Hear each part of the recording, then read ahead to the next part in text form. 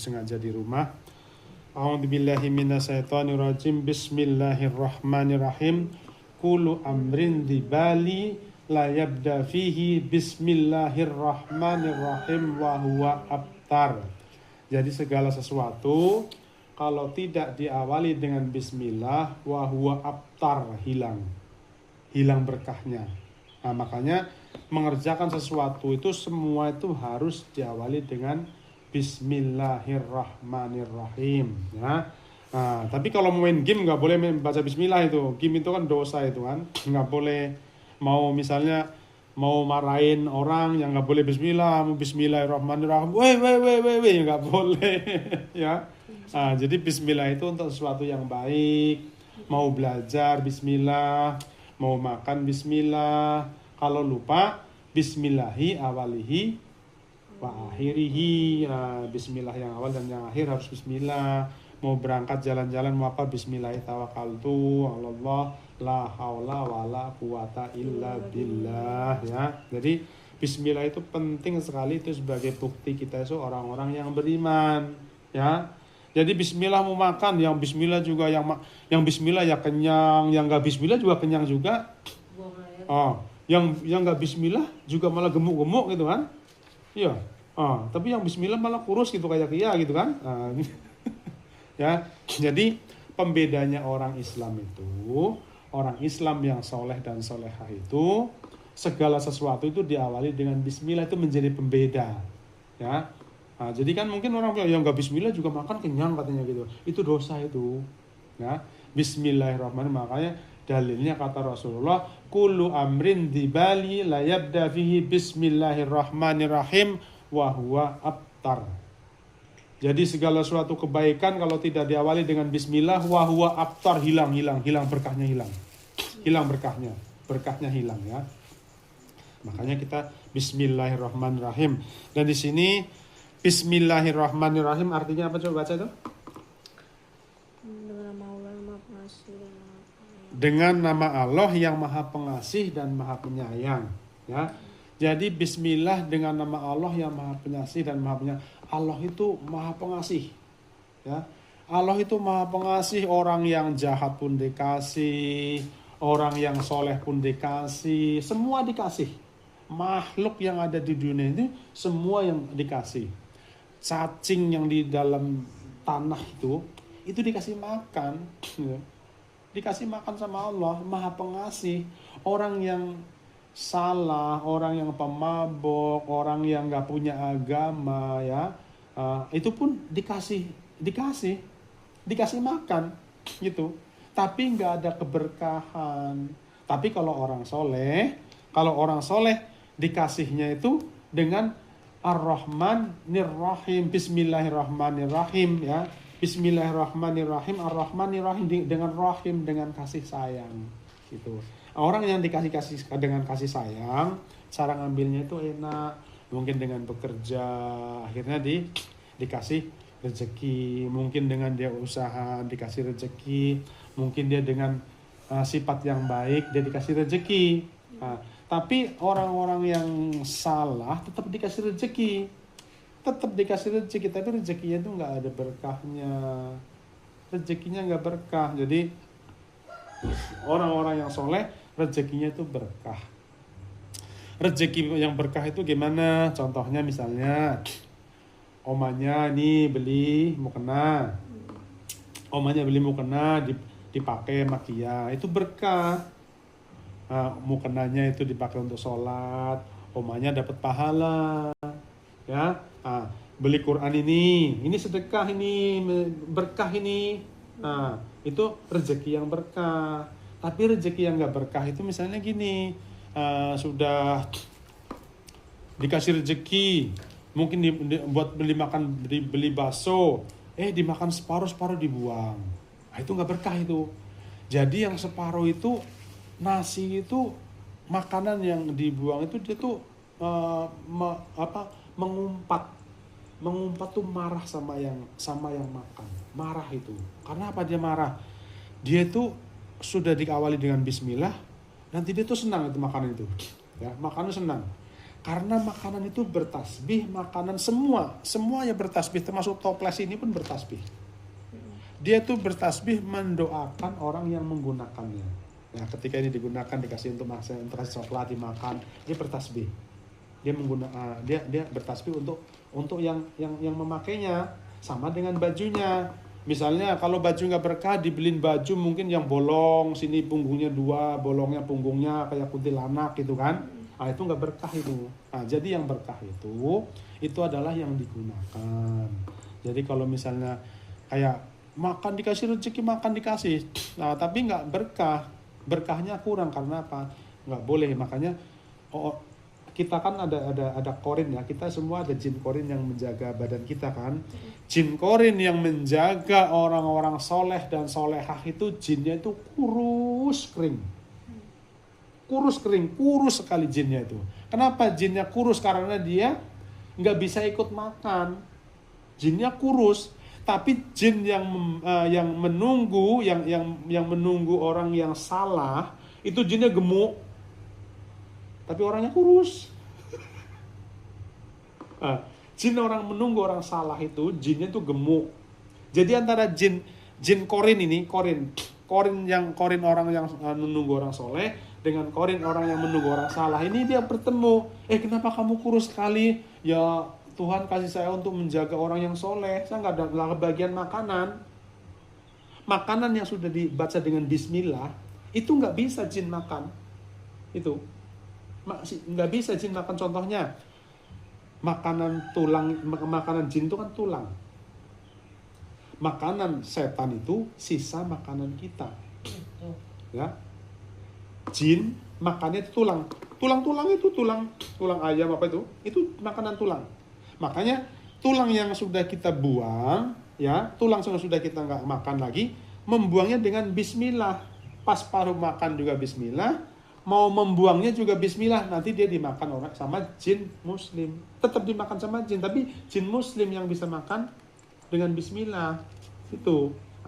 Jin muslim yang bisa makan dengan bismillah itu dimakan sama jin muslim, tulang-tulang itu. Tapi kalau kita misalnya tulang itu dibuang begitu aja, dia dimakan sama jin-jin kafir, jin yang nggak tahu agama. Jadi jin kan ada yang muslim, juga ada yang kafir gitu kan. Makanya korin yang menjaga kita itu, korin yang menjaga orang yang soleh dan soleh, korinnya itu kurus gitu. Karena apa? Dia nggak kebagian makanannya gitu. Tapi korin yang menjaga orang-orang yang salah, apalagi nggak pernah sholat gitu kan, puasa juga nggak puasa, jinnya tuh gemuk-gemuk gitu. Jinnya gemuk-gemuk karena dia makanan yang dibuang dimakan dia, makanan yang sisa dimakan dia. Makanya makanan yang tersisa itu dimakan sama setan. Makanya kita nggak boleh menyisakan makanan. Makanya makanan yang tersisa itu ketika nggak dimakan itu dia tuh menangis. Menangisnya kenapa? Karena dia makan setan. Makanya kita dalam Islam tidak disunahkan itu makan pakai tangan, karena di tangan tuh ada enzim. Di jari-jari kita tuh ada enzim, makanya makanan yang sudah dipegang itu cepat basi kan? Karena dia ada enzim. Ya, jadi Rasulullah SAW itu mengajarkan kita untuk makan pakai tangan, sunnah dapat pahala, supaya pencernaannya itu lebih cepat. Jadi perutnya nggak capek. Kalau makanannya nggak ada enzim dari tangan ini kan perutnya capek ini nanti kan. Perutnya capek, nanti akhirnya ada emah lah, ada tipes lah, apa dan sebagainya. Jadi makanya makanan itu dengan makanan, makanya kalau orang-orang pondok habis makan tuh dijilat ini. Pernah dengar apa lihat? Dengar? Lihat. Dijilat ini berkahnya. Orang pondok makan tuh nggak bakalan disisakan. Karena apa? Itu yang menjadi berkahnya, yang terakhir itu bisa jadi menjadi berkahnya, karena takut makanan yang sisa itu melaknat kita. Makanya kita makan tuh nggak boleh ngambil banyak-banyak, ngambil sedikit, nanti nambah. Makan tuh nggak usah banyak-banyak makan, yang penting sedikit, tapi sedikit-sedikit nambah terus, jadi akhirnya bisa 2 piring. Nanti jadi gemuk. ya kan? Makan tuh nggak boleh banyak-banyak, sedikit tapi nambah. Sedikit-sedikit makan, sedikit-sedikit makan, ya, sedikit-sedikit makan, sedikit-sedikit makan. Nah itu lebih baik daripada makan banyak nggak diambil, akhirnya setan tertawa, wah dapat makan ini sisa ini. Ya. Nah jadi Bismillahirrahmanirrahim, dengan nama Allah yang Maha Pengasih dan Maha Penyayang. Dengan nama Allah itu segala sesuatunya itu atas izin Allah. Dengan nama Allah. Dengan nama Allah itu dengan nama Allah itu segala sesuatu memang atas nama Allah. Bismillahirrahmanirrahim. Ya. Jadi tadi Ar-Rahmanir-Rahim, Rahman itu semua makhluk itu dikasih. Yang mau nyuri juga rezeki dikasih. Jadi kalau orang mau mencuri, tiba-tiba dia ketangkap, sebetulnya Allah itu sayang. Karena dia nggak jadi mencuri. Orang yang misalnya mau buat dosa, misalnya kayak gini, orang yang misalnya misalnya pagi-pagi lagi misalnya lagi mau tidur, terus opanya nggak boleh, omanya nggak boleh, itu adalah Allah itu sayang. Allah itu sayang sama Kia, makanya Allah mengutus omanya, Kia jangan tidur pagi-pagi gitu.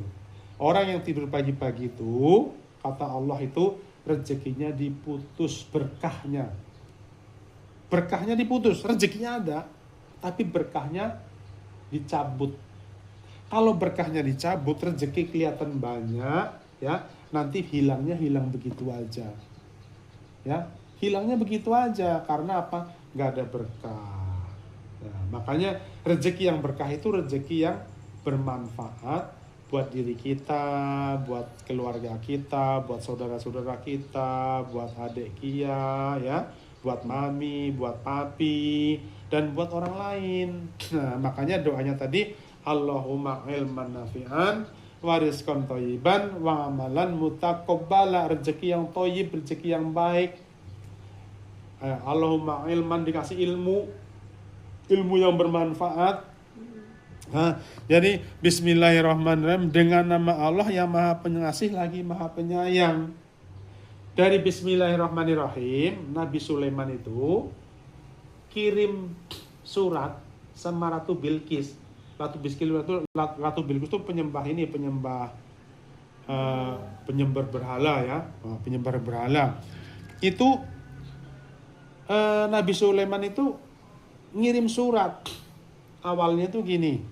Awalnya itu lagi tentara kumpulin semua nih, bukan tentara atau rakyatnya Nabi Sulaiman dikumpulin semua.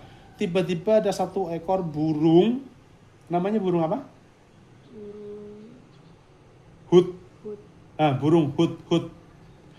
Burung hud itu gak kelihatan. Nabi Sulaiman marah. Ini ada satu yang gak kelihatan, ini mana nih? Ini si hud ini. Itu kan? Mana hud. Mana itu? Gak kelihatan katanya kan? Dicari-cari. Terus burung hud ini datang. Ya Nabi Sulaiman, saya datang ini, saya membawa berita. Kamu mau dicincang ini, kamu mau dibakar karena kamu gak ikut. Ya Nabi Sulaiman, saya membawa berita ini, berita penting sekali. Kata burung hud. Berita apa? Di negeri Sabah bukan Wonosobo ya, negeri Sabah. Di negeri Sabah itu ada ratu perempuan cantik banget itu ratu perempuan, tapi dia tidak menyembah Allah. Mendapat dengar berita itu, Nabi Sulaiman berterima kasih. Oke, kalau gitu nanti saya kirim surat, ya. Dikirim surat ke Ratu Bilqis itu. Suratnya bunyinya di An-Nahl ayat 30, innahu min Sulaiman gitu. Innahu min Sulaiman, surat ini dari Sulaiman. Innahu min Sulaiman, bismillahirrahmanirrahim. Nah, cuman hanya nulis innahu min Sulaiman, bismillahirrahmanirrahim. Akhirnya Ratu Bilqis datang. Datang ke Ratu mengutus pengawalnya. Coba itu Sulaiman itu coba dikasih Kan dia dengar juga Sulaiman tuh orang hebat, Sulaiman tuh kekuasaannya tuh banyak.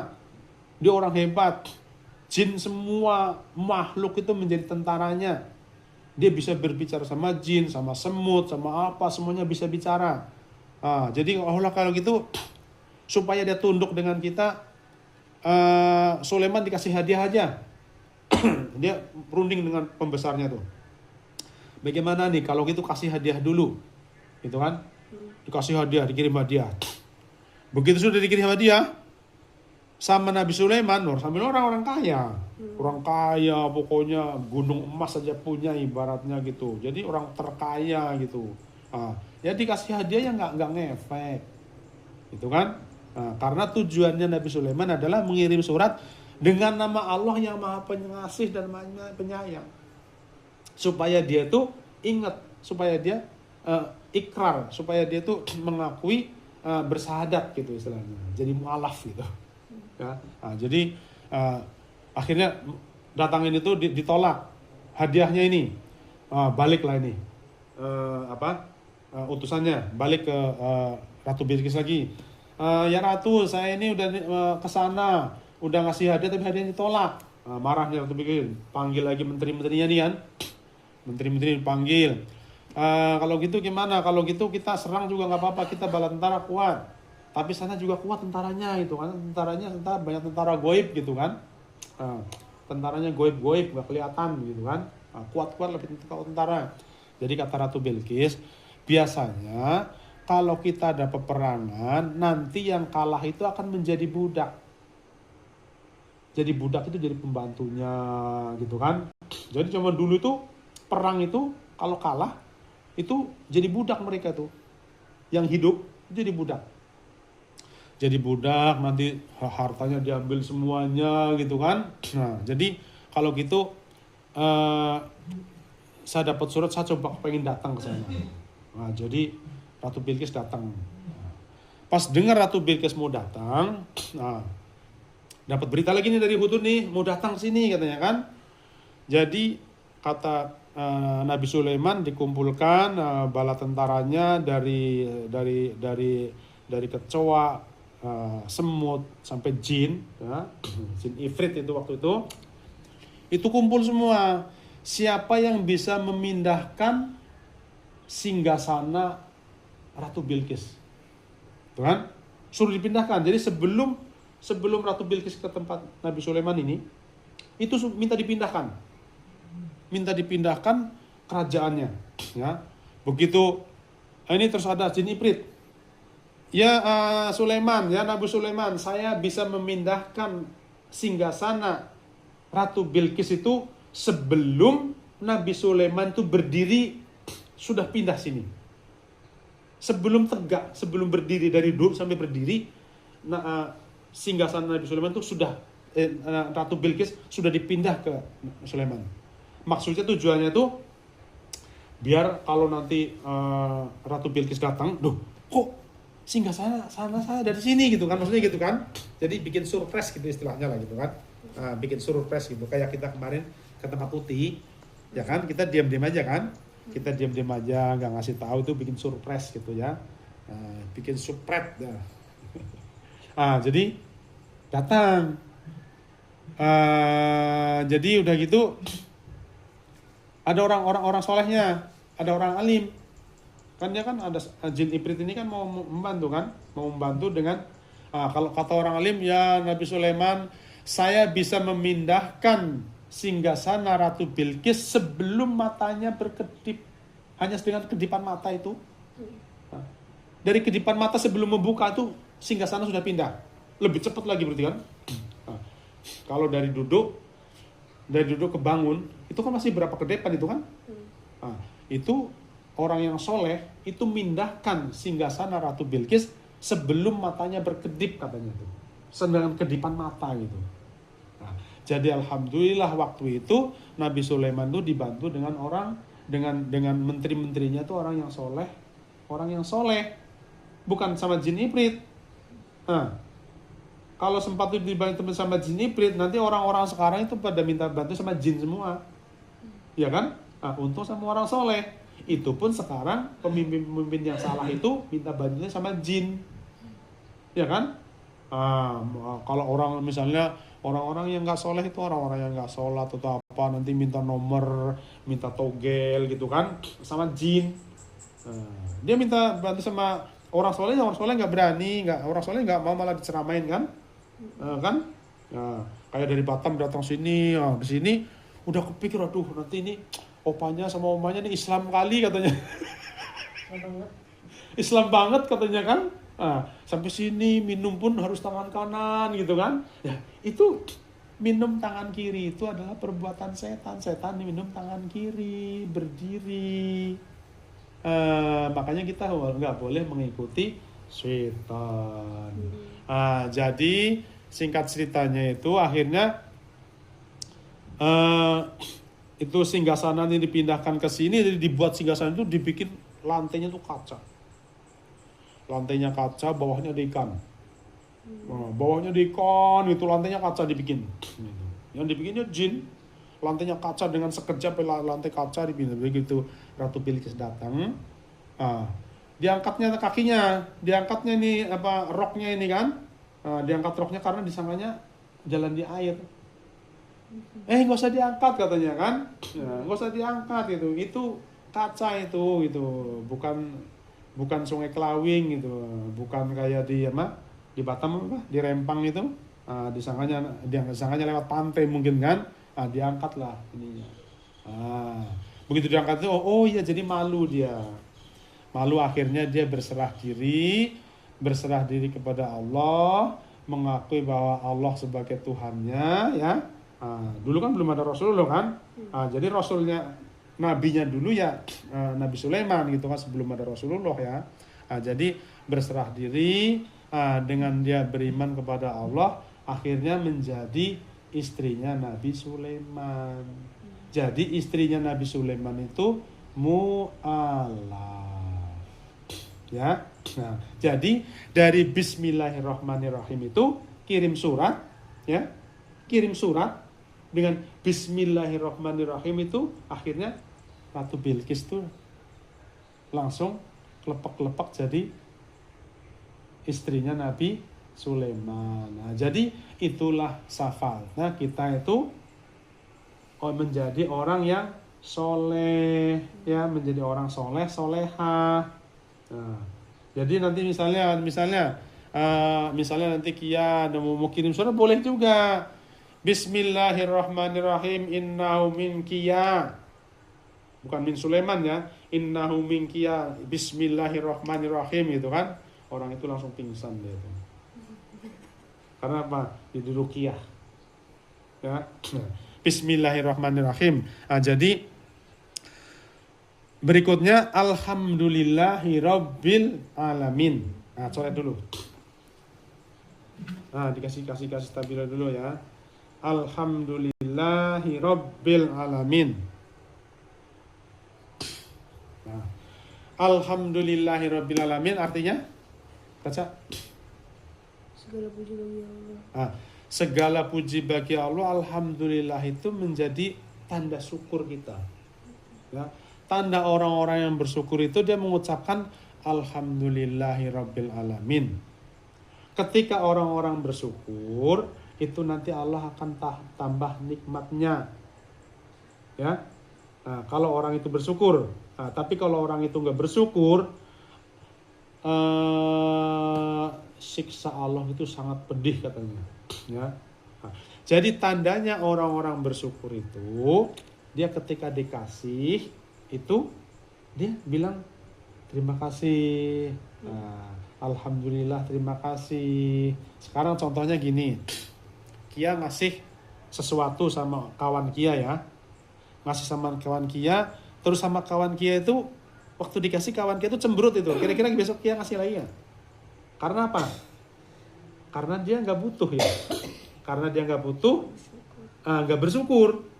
Sama Allah memberikan sama kita bilang alhamdulillah ya Allah, Engkau beri rezeki sama kami ya Allah, sehingga kami bisa makan. Alhamdulillah dikasih rezeki ya Allah, sehingga kami bisa beli baju. Alhamdulillah ya Allah, Engkau beri rezeki sama kami sehingga kami bisa berbagi gitu kan. Nah, jadi alhamdulillah itu daripada bentuk syukur. Ya, bentuk syukur itu alhamdulillah. Apa diganjel apa, Bri? Mau diganjel? Ya. Jadi alhamdulillah itu dari bentuk syukur. Nah, jadi ketika kita alhamdulillah, nanti Allah akan kasih rezeki. Contoh lagi, alhamdulillahirrabbilalamin, ya Allah, kita dikasih makan, tiba-tiba makannya nggak diselesaikan. Allah marah. Marah Allah itu. Nah, jadi makanya kita makan tuh sedikit-sedikit dulu. Allah marah itu kan. Ini dikasih rezeki nggak dimakan gitu. Malah untuk setan gitu. Nggak boleh ya. Jadi Allah itu marah kalau kita itu menyia-nyiakan rezeki yang Allah berikan. Allah kasih rezeki sama opa, sama oma, sama opa, sama oma, ya disalurkan lagi.